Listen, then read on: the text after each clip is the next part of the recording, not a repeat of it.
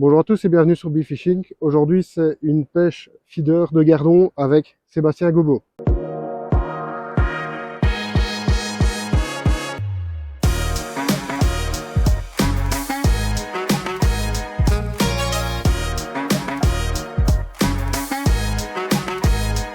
Bonjour à tous, moi c'est Sébastien Gobo, voilà, je pêche au feeder depuis 2016 en compétition. Je suis chez les Inter depuis cette année, c'était ma première saison, donc pas mal de découvertes. Et voilà, et aujourd'hui donc on va faire une pêche de gardon au feeder aux étangs de Strépy, qui sont derrière moi. Ça va être principalement des petits gardons, on espère faire des plus beaux spécimens.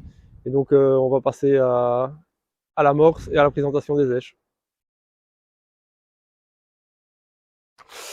Alors, pour l'amorce aujourd'hui, ça va être super simple. Un paquet de feeder d'arc de chez Champions Feed, un peu de terre de somme noire. Okay. Vraiment, c'est un mélange qui est super épicé, qui travaille un peu.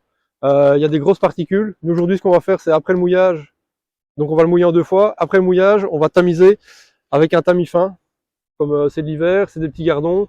On va essayer de pas les gaver. On va pêcher avec des toutes petites cages. Donc, je prends un paquet.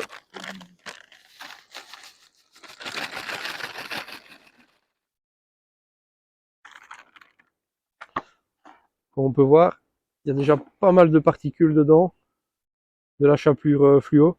Ça, on va essayer de l'éliminer pour l'hiver. D'accord ? Le mouillage, moi je le fais jamais au batteur parce que une fois sur deux je me rate, je le fais pas bien, ou alors je le fais d'abord à la main et je termine par un coup de batteur.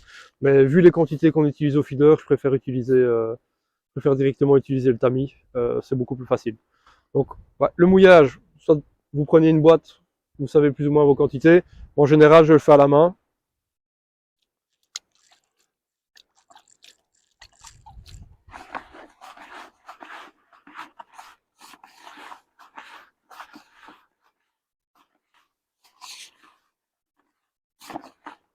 Voilà, ici on commence vraiment à bien voir les particules de chapelure fluo. Ça, je vais essayer de pas en regarder trop pour aujourd'hui.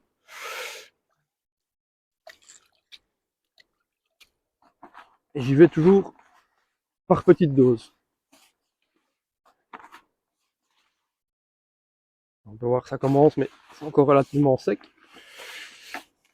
C'est des amorces qui vont boire énormément, donc toujours au moins les mouiller en 2 ou 3 fois.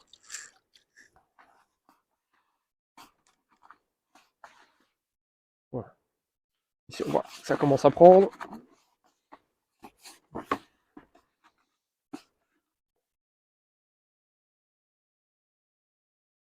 Donc là, ça va être la première phase de mouillage. On va laisser reposer.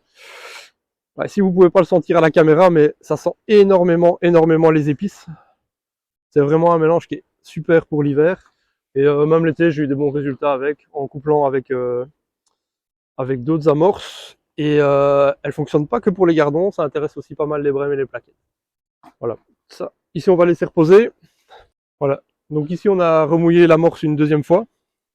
On peut voir, on sait faire une boule. Dès qu'on appuie, elle s'ouvre. Donc c'est un mélange qui travaille quand même relativement fort. Hein. On va la tamiser. Donc tamis fin. Et ici c'est un 2 mm. J'aime vraiment bien que ce soit relativement fin pour l'hiver.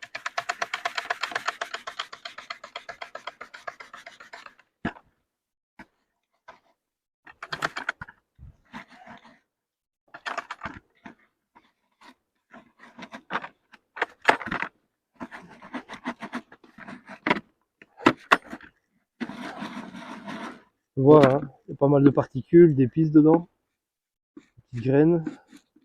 Et on voit qu'elle se tamise bien. Hop. Alors, quand on enlève, ouais. Moi, je le fais en 2 fois pour être à l'aise.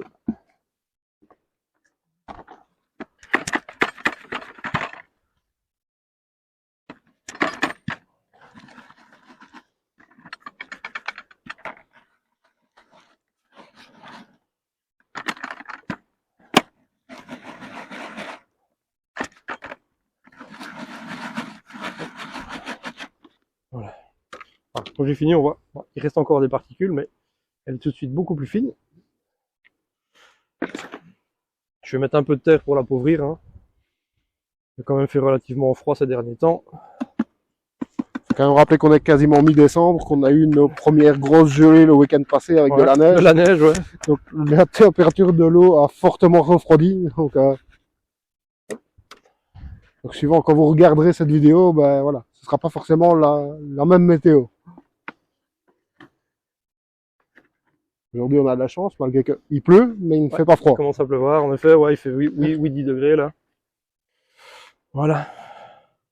Donc l'amorce elle est super fine, elle est bien souple. Hop. Une fois qu'on va la serrer dans le feeder, hop, et elle va s'ouvrir relativement vite. Voilà. Aujourd'hui, bon, on est sur un étang, il y a quand même pas mal de poissons. On est en hiver, donc j'ai pas de castor, j'ai pas de choses comme ça. J'ai juste des pinkies, des asticots, simplement. J'aurais bien voulu peut-être avoir un peu de verre de vache, j'ai pas su en avoir. Je pense pas que ce soit hyper nécessaire. Ouais, les gardons, c'est un des poissons qui sont hyper volontaires. Il faut un peu de viande pour les garder. Le tout, ça va être doser les quantités. On va voir ce que ça va donner. Et vraiment, si c'est très compliqué et qu'on fait pas de touche, j'ai un peu de fouillis. Ça, si j'en ai besoin, je le décollerai. Je n'aime pas le mettre directement comme ça. Il a tendance un peu à s'éclater après. L'avantage avec la terre quand il est décollé, c'est qu'il reste un peu mieux au fond. Et nous, on veut pas que les poissons commencent à dégager du coup. Ce que je vais juste préparer, alors, soit des asticots flottants, donc ça c'est très simple. On met dans un bac, on met un peu d'eau et on les laisse travailler, on les laisse respirer. Et en fait, comme ça, ils emmagasinent de l'air. Et donc, ils sont beaucoup moins denses avec l'air qu'ils ont emmagasiné. Sinon, ce que j'aime bien aussi de faire l'hiver, j'utilise juste un corps gras en fait. Donc je mets un peu d'asticot dans une boîte. Et hop. Je prends l'huile de chène vie. Si j'arrive à l'ouvrir.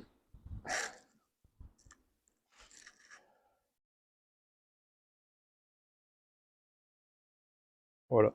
Je mets simplement dedans. Et en fait, ils vont un peu se gorger de gras. Comme ça fige un peu, bah, ils vont couler plus lentement dans la couche d'eau. C'est pour essayer de choper des gardons entre deux eaux.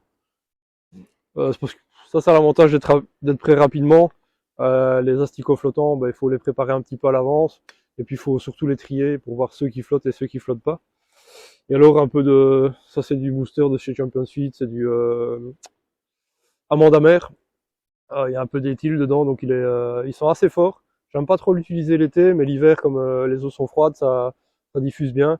Mais ça, parfois, j'en mets un peu soit sur la cage, ou alors un peu sur les appâts pour un peu booster. Voilà au niveau des appâts.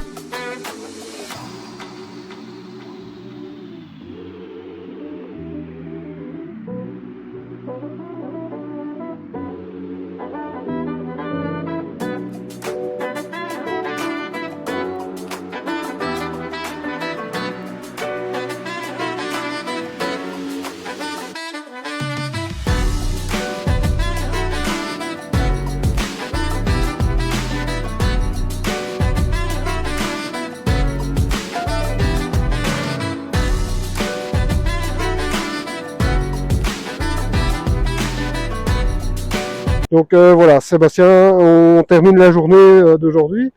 Alors bon, au final, on était parti sur une pêche de gardon qui n'en a pas été une. Donc ben, je te laisse expliquer un peu tout ça aux gens qui regardent. Hein. Ok. Donc ouais, en effet, on n'a pas trouvé beaucoup de gardons aujourd'hui, un seul d'ailleurs. Par contre, on a trouvé pas mal de très jolis brèmes. Donc au final, j'ai 13 brèmes et deux gros carassins. Ok. Ouais, on n'a pas pu les mettre en bourriche les gros poissons, donc on a fait quelques photos. Effectivement, on n'a pas pu les mettre en bourriche, donc j'en profite pour remercier Franck qui gère les étangs de Strépy pour nous avoir quand même donné l'autorisation de mettre la bourriche pour les gardons uniquement. Voilà, malheureusement, ils n'étaient pas là. Donc voilà, mais les brèmes, vous les avez vus en photo. Je veux dire, la majorité ont été mises en photo de toute façon. Donc ouais, c'était principalement des brèmes. Au départ, on a commencé à pêcher au Pinky. On n'a pas fait de touche dès le début. On voyait que les gardons, ça donnait pas. Alors peut-être que la distance était un peu trop longue. On aurait peut-être dû pêcher un peu plus court pour voir si les gardons étaient plus près. Après 40 minutes, on a commencé à rentrer des brèmes. Et elles ont répondu un peu tout le long, parce qu'on a pêché un peu moins de 5 heures, je pense qu'on est à 4h30 de pêche là. Elles répondent régulièrement, forcément voyant que c'est des brèmes qui rentraient, j'ai commencé à pêcher au terreau, j'ai incorporé un peu de terreau dedans, et le combo qui fonctionnait vraiment bien, c'était terreau à l'hameçon et finalement du fouillis dans la cage, et un tout petit peu de terreau coupé, mais vraiment rien. Et ça a permis d'avoir des touches tout le long. Alors je me suis fait casser une fois, probablement une carpe. J'ai ouvert deux hameçons, je pêchais avec des hameçons relativement fins au départ, certainement sur des grosses brèmes, puisque vous les avez vus dans les photos, on a des poissons qui sont à mon avis pas loin de 3000 pour deux d'entre elles. Donc voilà, l'amorce finalement, comme je vous ai dit en préambule, elle fonctionne un peu sur tous les poissons. En effet, sur les étangs de Strépy, on a toutes sortes de poissons. On a une bonne densité, donc avec la météo qui fait, les températures qui sont vraiment pas bonnes, c'était vraiment l'endroit pour essayer de faire du poisson. Les canaux, pour le moment, ça va sûrement commencer à se compliquer. Donc c'était vraiment le bel endroit et donc voilà un peu ce qu'on a fait pendant la pêche. Et au niveau donc du montage, vous l'avez vu en photo, le montage, je vous le remettrai en incorporé de toute façon ici. Quelle longueur de bas de ligne tu as utilisé principalement? Ligne standard, 70 cm, c'est ce que j'utilise principalement en début de pêche. Et donc pour le montage, comme tu dis, potence. Et alors ici avec un petit bout de power gum, ça permet quand on a des beaux poissons de pouvoir pêcher un peu plus fin et avec des hameçons un peu plus légers. Puisque les premières bêmes qu'on a pris, c'est quand même avec un hameçon de 24, un ultra fin. Donc et pourtant ça nous a permis de les sortir. Des poissons d'1 kg, 1 kg 3, sans problème. Après on est passé plus costaud, voyant que la taille augmentait fortement. Quoi. Okay. Et donc, voilà, on a encore vu aujourd'hui, c'est l'illustration de la pêche, qu'on part sur une pêche de gardon, mais qu'au final, il a fallu se retourner sur entre guillemets ce qui venait. Ici, ce sont les brèmes qui sont rentrées, et ça n'a pas empêché de passer une bonne journée malgré tout. Bonne journée, à part la météo, ouais. qui n'a pas été avec nous, mais voilà, t'as quand même pris pas mal de poissons. Oui, même si c'est pas celui qu'on cherchait à la base, on va dire qu'on ne s'est pas embêté. Non, pas du tout. Il y a eu rarement des temps morts. Souvent, quand il y a eu quelques coupures, c'est qu'il y avait des plus beaux poissons qui étaient sur le coup. Et là, elles sont vraiment en train de rentrer, les très gros poissons. Elles sont vraiment en train de fouiller. Ouais. Donc voilà, il m'aurait manqué peut-être un peu des vaseux ou des choses comme ça, parce qu'elles ont vraiment l'air de bien réagir au fouillis. Donc j'ai eu des vers de vase avec 3, 4, 5, 6, 7 vers de vase. On aurait peut-être pu faire un peu plus de poissons. Oui, d'ailleurs, il y a un moment, tu m'as parlé aussi par rapport aux èches. Je vous le mettrai en incorporé. La différence d'échage sur le terreau, qu'au début tu léchais d'une certaine manière et puis le poisson était mieux quand tu léchais d'une autre manière. Et au début par la tête, donc j'ai fait, puis ensuite je les piquais par le milieu. Et mais je pense en fait que les terreaux là que j'ai ils sont un peu trop gros. Si j'avais des petits terreaux comme j'ai d'habitude, on aurait fait plus facilement au terreau. Il fallait des èches un peu plus petites. Quoi. Ok. Voilà. Écoute, Sébastien, je te remercie pour cette journée qui est malgré tout, voilà, il y a quand même des enseignements à en tirer malgré que c'était pas ce qu'on attendait au départ.